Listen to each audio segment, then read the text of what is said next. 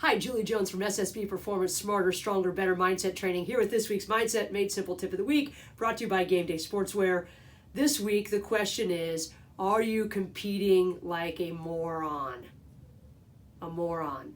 We'll figure out what moron means in just a second, but it was 1996, and I got a call from a guy in Pennsylvania. I had just been named head coach at Cleveland State. I was 25 years old, don't do the math. But a guy said, hey, do you want to come and talk at our coaches clinic? And I was like, oh, okay. I didn't know who the guy was. He ended up being a good friend in the end. But I said, well, who else is on the docket? Who else is speaking at the clinic? And he said, Mike Candrea. Mike Candrea. Yes, I do want to speak at your coach's clinic. Me, 25, Mike Candrea, legend. For those of you who don't follow softball, he's one of the winningest coaches ever in the game. Has won umpteen national championships, coached the U.S. Olympic team, just an amazing guy all around, one of the very, very, very best. And in that first clinic, I remember him saying, and everything that he was talking about, he got from somebody else, and he put his own twist on things. And my first thought was this: thank goodness I don't have to make stuff up. I can take ideas and turn them into whatever fits me. Well, lo and behold, this week I picked someone's pocket. I borrowed something from someone. I was listening to a podcast from Dr. Joe Parent, who is a sports psychologist, and he was talking about this concept of moron performance.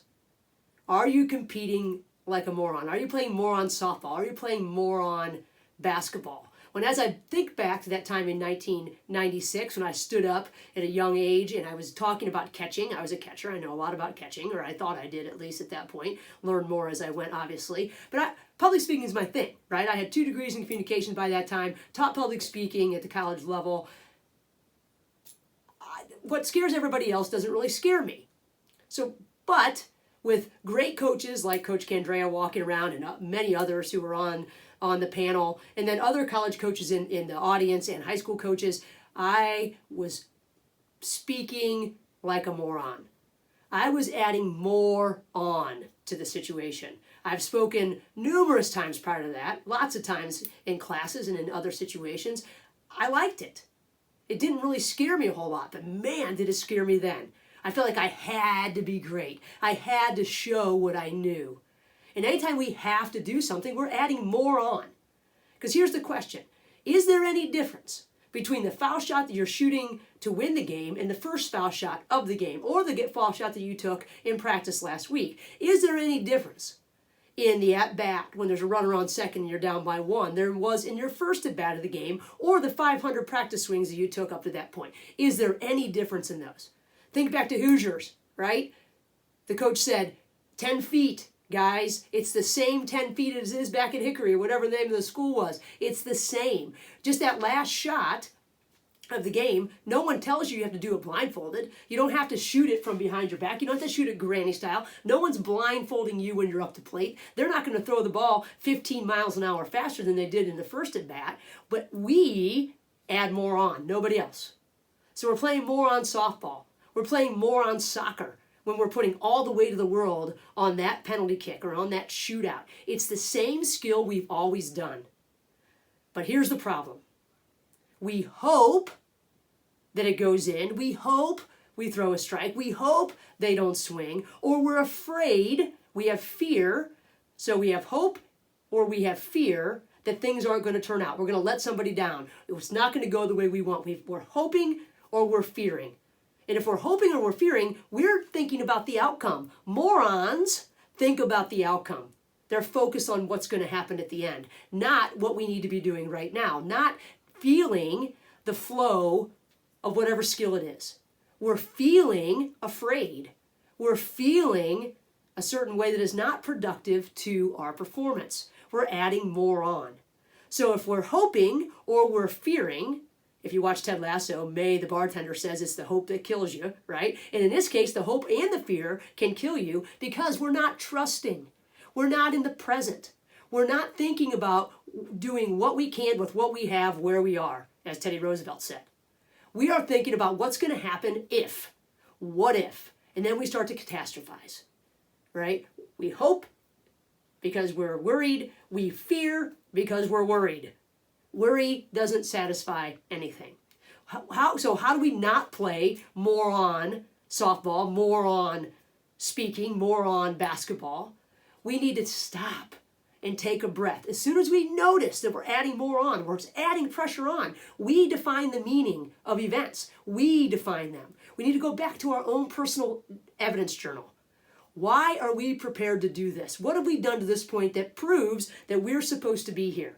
We have shot 1,000 foul shots. We have taken 1,000 swings.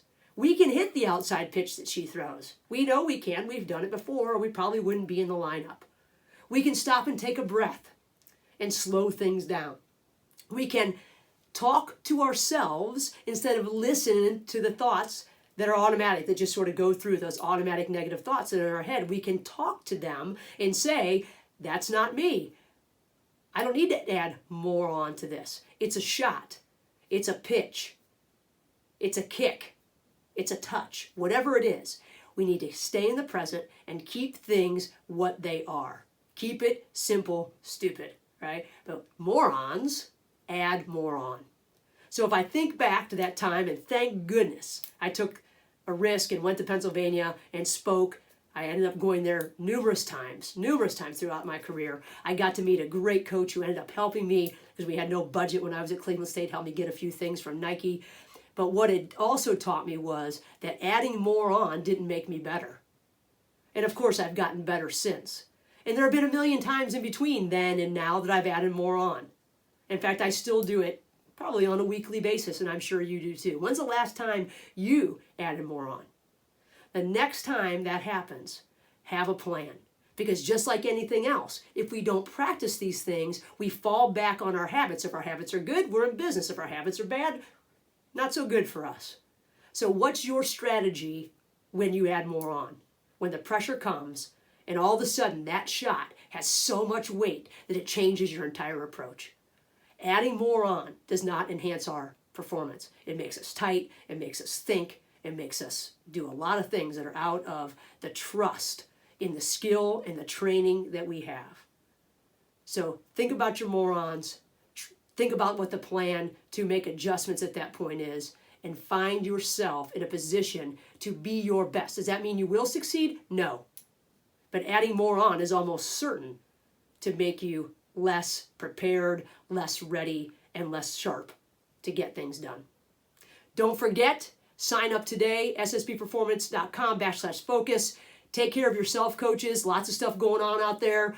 Lots of problems with tough stuff. It's tough to coach right now. It's tough to play too, right? But taking care of your own mental game is really important. Join me tomorrow at noon and figure out a few ways that might help you up your game so you can help up the game of everyone around you. ssbperformance.com/focus. Until next week, have a great week, manage the moments, and try not to add more on.